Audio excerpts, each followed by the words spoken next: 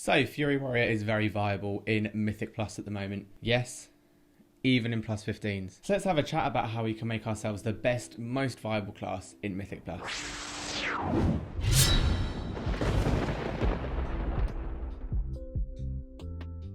Quickly before we start, I want to shout out my Twitch stream where we go live every Sunday, Tuesday and Wednesday from 7:30 to 11 PM UK playing WoW, answering all your Fury Warrior questions. And if you want to further support us, then please do consider giving this video a like, subscribing to the channel and turning on your notifications. Anyway, on with the video.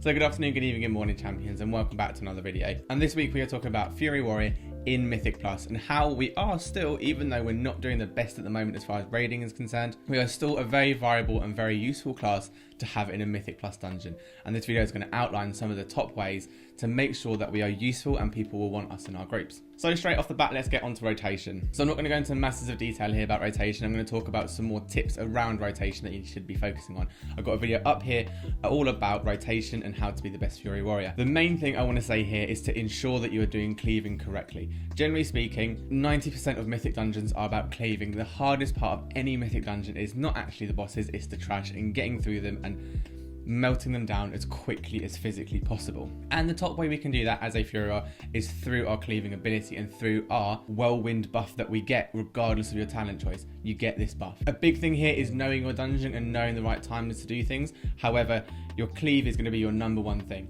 So generally speaking, your main rotation for 90% of the dungeon is going to be charge into your group, whirlwind, bloodthirst, rampage, whirlwind, bloodthirst, rampage. And if you don't have a rampage or a bloodthirst, then what you're going to be using is one of your covenant abilities or your raging blow to get that additional rage so that you can cast your rampage. Again, there are times where you might want to withhold your rampage, especially in these situations. If you have hit that rampage and you still don't have your whirlwind buff, personally, I would get the whirlwind buff first. So say that you get to 75 rage through your bloodthirst and you have a rampage ready, but you don't have the whirlwind buff.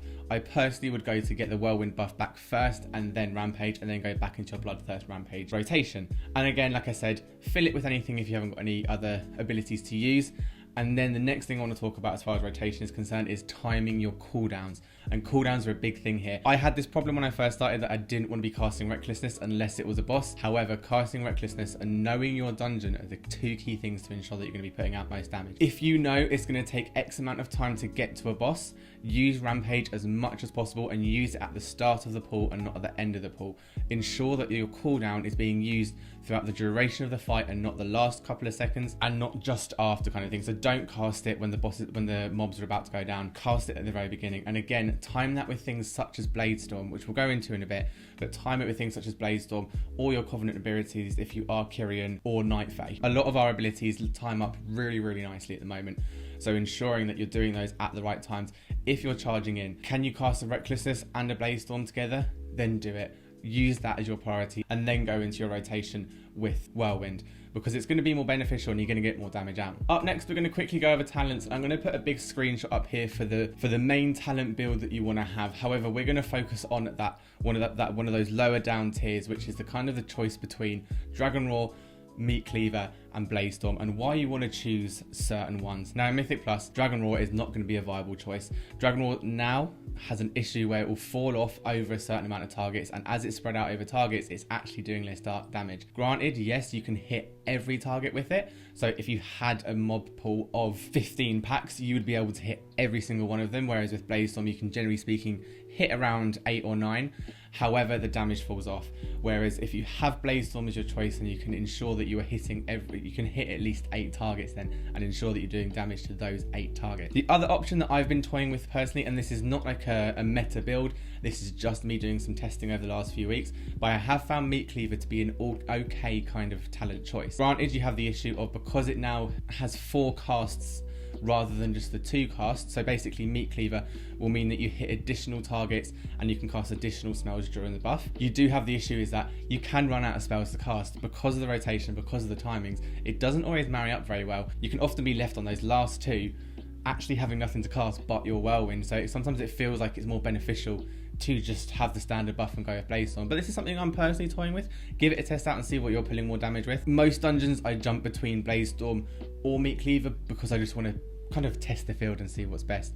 Most people are going for Bladestorm though, because they're seeing the consistent and every target getting the same amount of damage up to those 8 targets, so it's your optimal choice to go with. Like I said, all the other talents are on the screen, were on the screen anyway, so we won't go into too many details about them because this is your main one to be focused on, because like I said, Mythic Plus is all about AoE and cleaving and making sure you're getting those trash down before you get to the boss. Next up, we've got utility, and yes, we have useful utility to be in a Mythic Plus. There are some key ones that will actually help out in the long run, and let's start off with our interrupt. So our interrupt is Pummel, and Pummel is a short, nice 15-second cooldown of an interrupt that you need to be using. If you're in Mythic Plus and you've been doing Mythic Plus for a while, whether it's a 2 or a 10 or a 15, you need to be interrupting those mobs, because a lot of the mobs, especially in Shadowlands at the moment, are putting out some really, really brutal abilities and are very, very lethal. Most of the trash is more lethal than the boss, especially in Sanguine Depth. We know who we're talking about. So you want to be making sure that you are interrupting as much as possible, and that with you comes that interrupt. So it's kind of a given that you're going to use it. So make sure it's on a key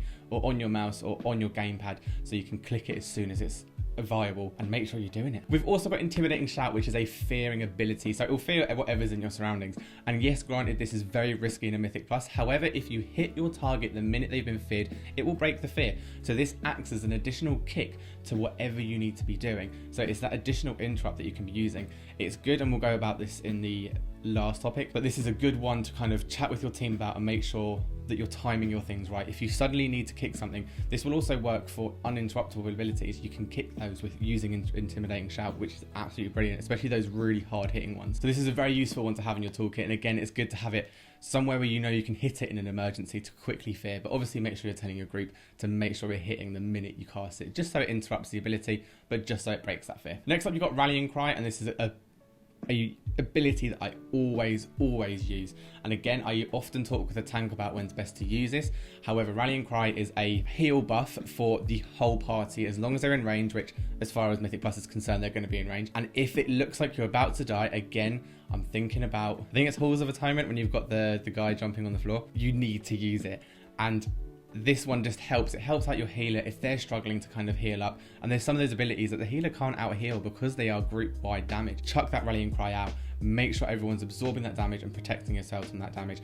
And not only does it help you yourself, but it actually helps your team. And it means that you're more useful, and you are utilizing your class to the best way to ensure that you are helping your team. And then lastly, we have our party buff, which is Battle Shout. And Battle Shout is lovely. It gives you that buff and that damage, and it does help out. If you have a couple of melee as well in the class, it will help them and it will boost you up. And even though it's a small thing and it's not as big as some potential other party buffs are concerned, it's still very useful, and it's well worth having it there. The amount of times I forget to cast it and I get shouted at and they say, can you please cast your Battle Shout now? And that's some of the ways that we can be useful in a Mythic Plus, because we are useful. And then last up, we have got Preparation, and Preparation is the key thing. Preparation is the main thing you want to do to make yourself a viable player in Mythic Plus as a Fury Warrior. A lot of people do not trust Fury Warriors to be a good class. Even though the logs for Mythic Plus say different, in Mythic Plus we are very viable, but we need to prove it at the moment. People aren't going to trust us. If a Fury Warrior signs up, you're going to be a bit like, no thanks. So we need to ensure that we can prove that we are good. By using all these previous steps and by using Preparation, we can ensure that people will trust us enough to be in the group. But some of those first ones are our plan, and make sure you are planning your interrupts, your Intimidating Shout, your Rallying Cry. If you sit down and chat with your tank, especially if they're in your guild or if they're a pug, chat with them and say to them, what order should we do our interrupts in? What order do you want to have the Rallying Cries in? If you have another warrior, if your tank's a warrior, then you can bounce between both your Rallying Cries. Say to them, when would be best to cast this ability? When would you like an Intimidating Shout? Are there any abilities that you want me to kick using Intimidating Shout, or would you prefer it to be an interrupt? And what order should we go in? Shall we mark our target so that we can each have a specific marked target every single mob? But if you sit down and plan with your team, and then again, this links in really, really nicely with MDT, which is a brilliant tool at knowing mythic dungeons, and there's a whole load of them online. There's tons of pre-made ones that you can import onto your add-on, and through having that plan and through sharing that plan, it shows that you've come prepared, and people will respect that and be like, you know, this person actually knows what they're doing. But plan with them on the interrupts, on the Intimidating Shouts, on when you should be casting Rallying Cry. Come with Mythic Dungeon tools and share your import that you have for it so that everyone else can see it, and then check it with the tank. Say to the tank, does this work for you? Do you think this is going to be a good pull?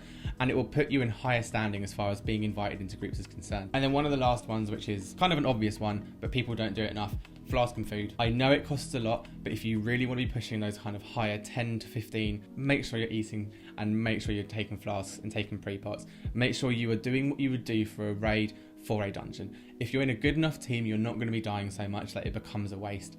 And again, take alchemy, you get a 2 hour boost instead of a 1 hour boost on that flask. So it feels like it's less much of an investment, doesn't it? But that is a key thing to have. Make sure you do have, it's a basic. You wouldn't go to raid without it, so why would you go to Mythic Plus without it? And then some final tips to kind of ensure that you get into dungeons better. A few of these are from a good friend of mine, Raging Bearded Scott. I'll put his link down below. He's a Guardian Druid, so if you're interested in that, go down there.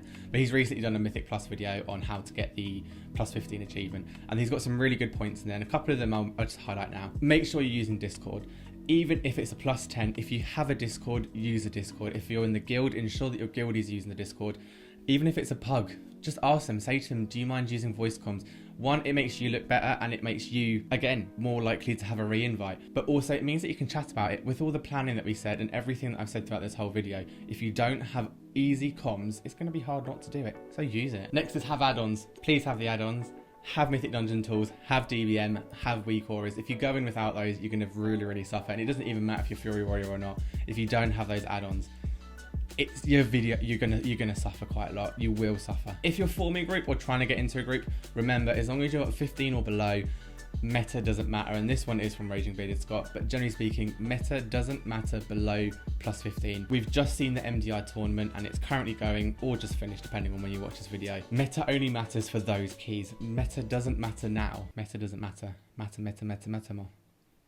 So if you're forming a group, don't just close your mind and be like, no, I don't want that class because it's not current meta. For anything up to 15, any class is viable, and that's what we're trying to prove in this video. This video is proving that Fury Warriors are viable in 15s, so ensure you're doing the same if you're forming a group. And then lastly, when you sign up for groups, pop something in the notes. This is a quote from Raging Bearded Scott, but he said, use notes, don't whisper. I ignore 100% of the whispers I get when listing a key. I look at 100% of the notes people put when they queue. One is annoying, one is helpful. And that rings true for most people. Pop something in the note to make yourself advertise yourself, especially if you're a class that people don't want an awful lot. For example, we are Fury Warriors and people don't want us an awful lot, but if we can prove and we can say to them, we've done all of this here, even if you just say, if I come in, can we, I don't know, plan out our interrupts, it will put you in better standing. They'll be like, okay, actually you sound like you're coming with a plan, let's get you in. And there's a few tips for you to kind of help that sluggish trying to get an invite during a pug. But anyway, that is our video. These were some top tips to kind of be a better Fury Warrior for Mythic Plus. And a lot of them are known, but a lot of them people just don't do. So you need to be reminded. And it is things like making sure your rotations are good, making sure you're timing those cooldowns with the rotation. Even when you're doing trash, single target doesn't really matter so much in Mythic Dungeons. So make sure that you're trash pulling and you're doing the right things during those trash pulls. Make sure you're blaze storming when you're in rage. Make sure you're casting recklessness on mobs, not just on single target. Do these things, have the pots, have the right talents, and you'll be well on your way to plus 15 achievement. Guaranteed. Maybe. You can't outlearn bad playing if you're just bad. Anyway, that's our video done for the week. As I said at the beginning, we go live every Tuesday, Wednesday and Sunday from 7:30 till 10:30 over on Twitch. So if you want to come out, please do. We answer all Fury Warrior questions there. We do loads of other stuff. Other than that, make sure you give a like, comment and subscribe to the channel. We are growing at a tremendous rate and we hit like 1.4k last weekend, which is absolutely insane. So thank you if you've come through on that massive influx, welcome. But other than that, we'll see you in next week's video. See you later.